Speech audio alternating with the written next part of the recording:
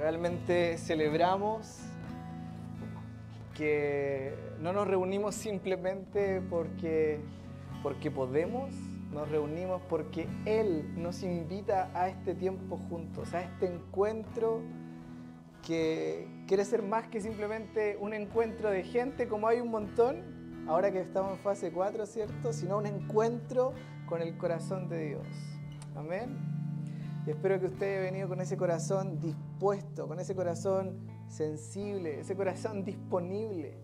Y si no, le invito a que tome asiento y vamos a hacer una oración muy cortita, simplemente para decir esto: Jesús, vengo con un corazón disponible a escuchar y a recibir de ti. Vamos a escuchar ahora un testimonio de Héctor, ¿cierto? Excelente. Ustedes se preguntan quién es Héctor. Bueno, van a descubrirlo en algunos minutos porque ni yo sé, solo sé que Beu lo trae, y si Beu lo trae es algo bueno. Eso, celebramos a la Beu. Le vamos a pedir el micrófono a la Jenny, ¿cierto? Para que Héctor pueda contarnos un poquito. Los que saben, mi cuñada, la Amy, está en este momento haciendo una escuela, ¿cierto?, de entrenamiento y discipulado en Juventud con una Misión. Y estos chiquillos están también en ese mismo proceso, pero obviamente en otra escuela. Así que él va a pasar y va a compartirnos. Viene desde Iquique, ¿cierto? Le damos un aplauso fuerte desde el otro lado.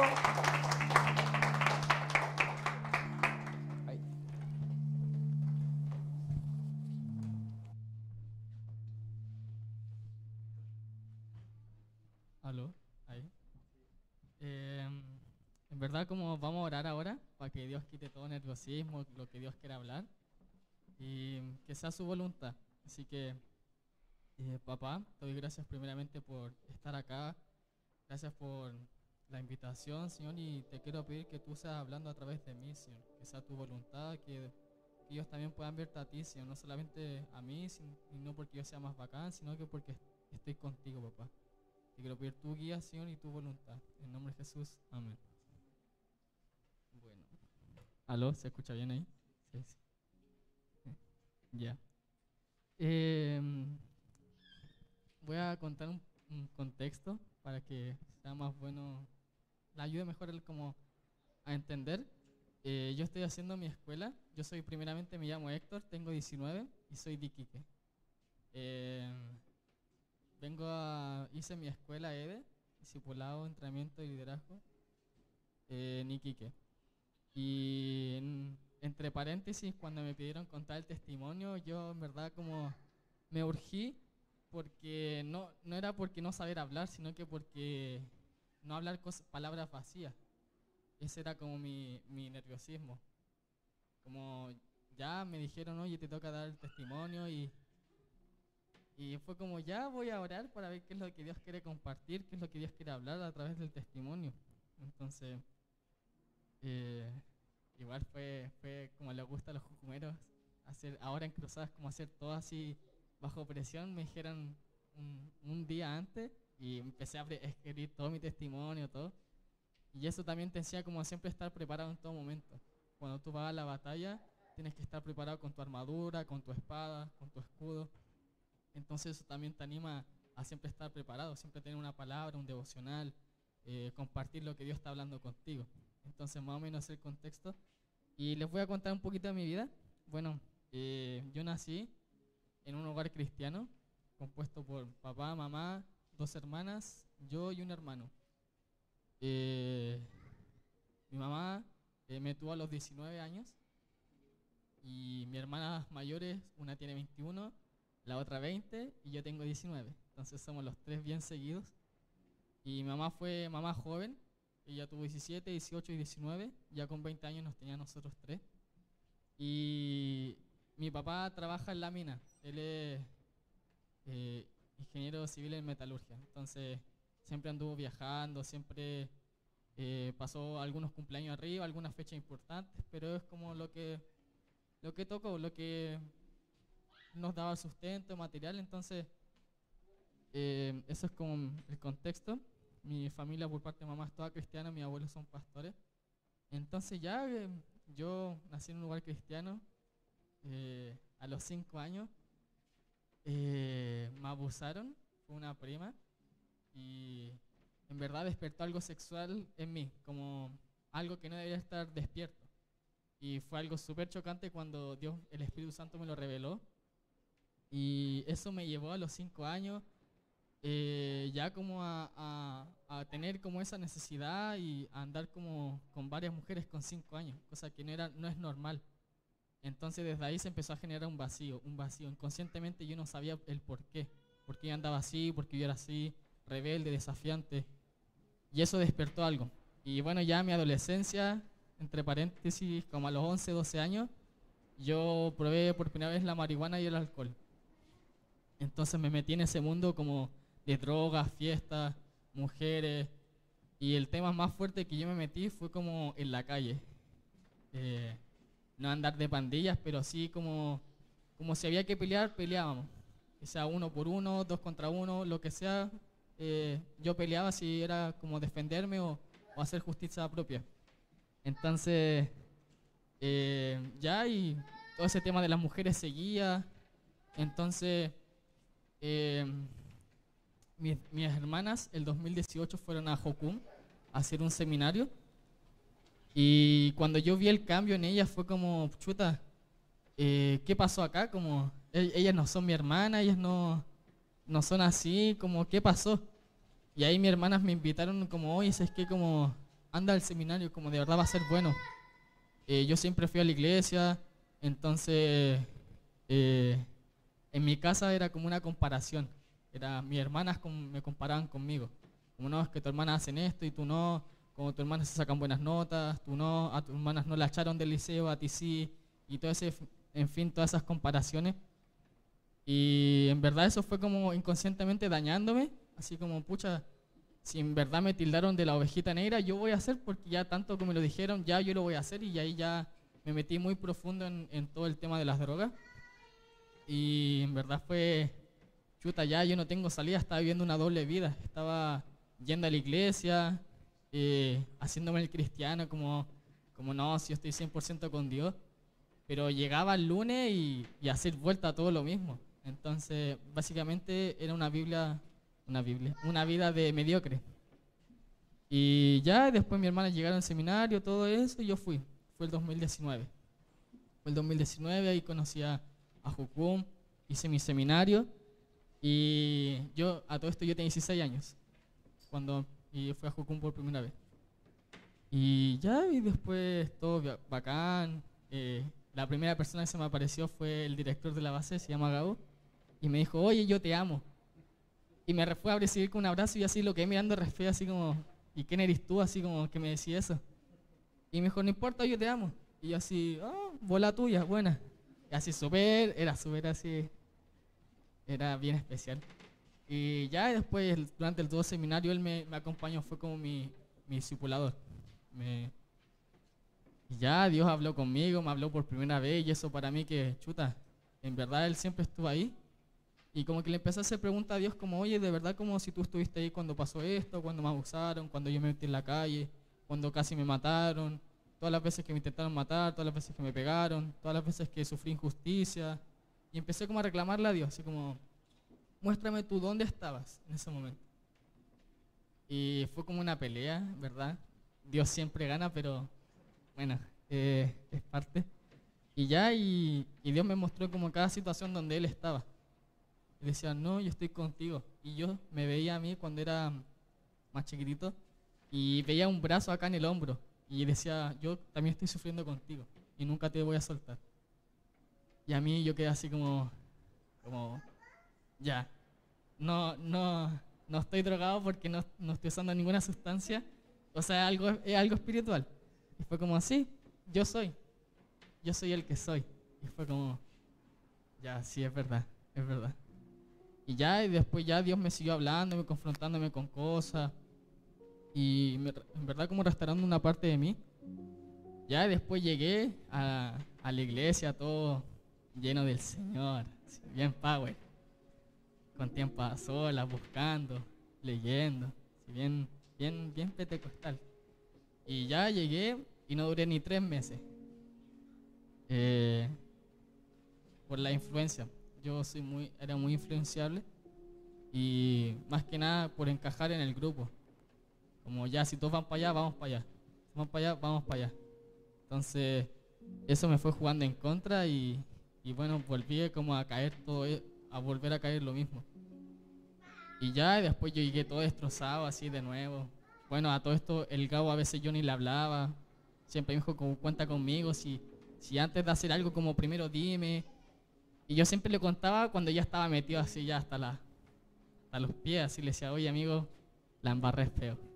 Siempre era como eso. Entonces igual ya llegué el 2020, hice otro seminario como más de estudio bíblico y Dios me llamó a hacer la EDE.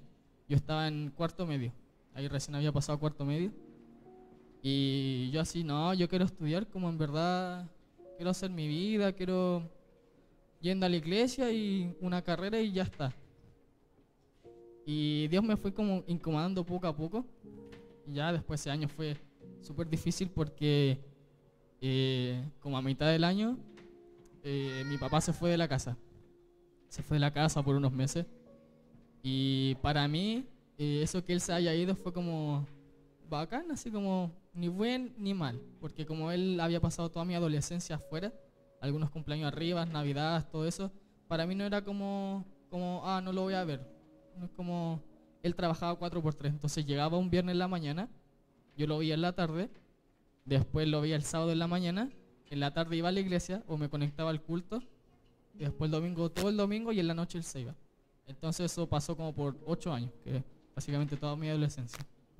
Entonces para mí no me afectó tanto, al menos que yo quería eso. Y empecé a hacer lo mismo, pero inconscientemente. Y fue como, pucha, como, ¿por qué siempre hago esto? Siempre caigo en lo otro. Y en verdad me estaba justificando porque mi papá se había ido y solamente estaba haciendo las cosas como para llamar la atención. Como llamar la atención de mi mamá, llamar la atención de mi papá. Y empecé a hacer lo mismo. Ya, y después del 2021 hice de nuevo mi semanario, el CEL, porque no me sentía como capaz de ir a ministrar personas, siendo que yo no tenía una relación con Dios antes. Como chuta, no he pasado con Dios durante estos 2 años, y venir a ministrar, venir a ser staff de un semanario, para mí no era como, no hacía lógica. Como ya, ir a ministrar a personas que están heridas, y en verdad tragarles palabras que en verdad no dudo que Dios me hubiera usado porque los dones son sin arrepentimiento. Pero yo no me sentía bien, como no, Señor, como yo no voy a ir a hacer staff porque no tengo una relación contigo. Y ya, y después de nuevo subí como estudiante y ahí Dios me dijo, ya, tú necesitas hacer la EDE. Tú vas a estar un mes abajo en tu casa y tú vas a volver a traer. Ya, cuento corto, ya como empecé a hacer la EDE. A todo esto, yo ese año yo me había inscrito en la universidad, yo empecé a estudiar kinesiología.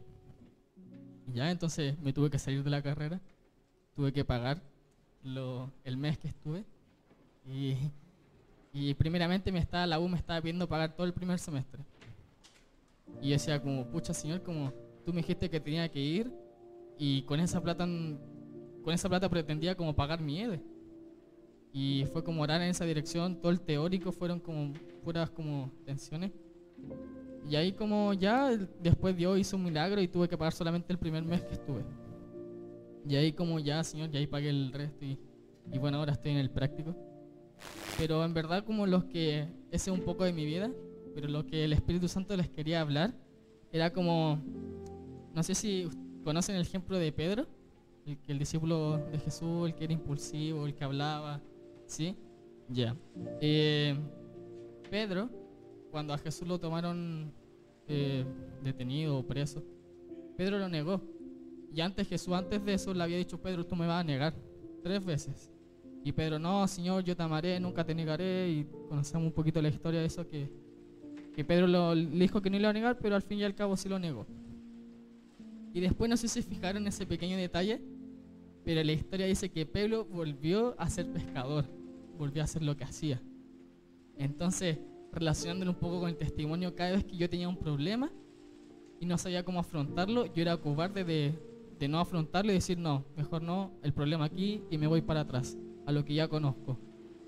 Entonces Pedro volvió a hacer lo mismo. Cuando Jesús dijo que cuando vio a Jesús muerto, Pedro se fue a pescar. Fue como, chuta, murió mi maestro y ahora ¿qué hago? Y yo quedé así como, pucha, vivió con Jesús 3 años y medio y no sabe qué hacer cuando Jesús está muerto. Como no sirvió de nada entonces que Jesús hubiera pasado con él 3 años, enseñándole la palabra, enseñándole cómo a vivir.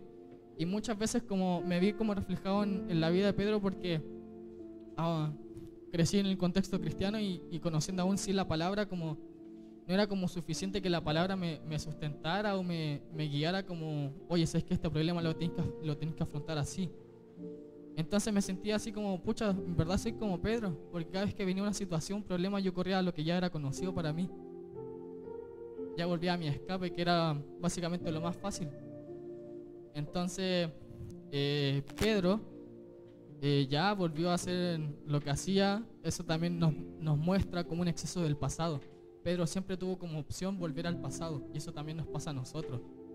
Como dije, cada vez que viene un problema, nosotros no, a veces, lo hablo por mí, que en vez de ir a afrontarlo, corro para atrás, porque es mucho más fácil.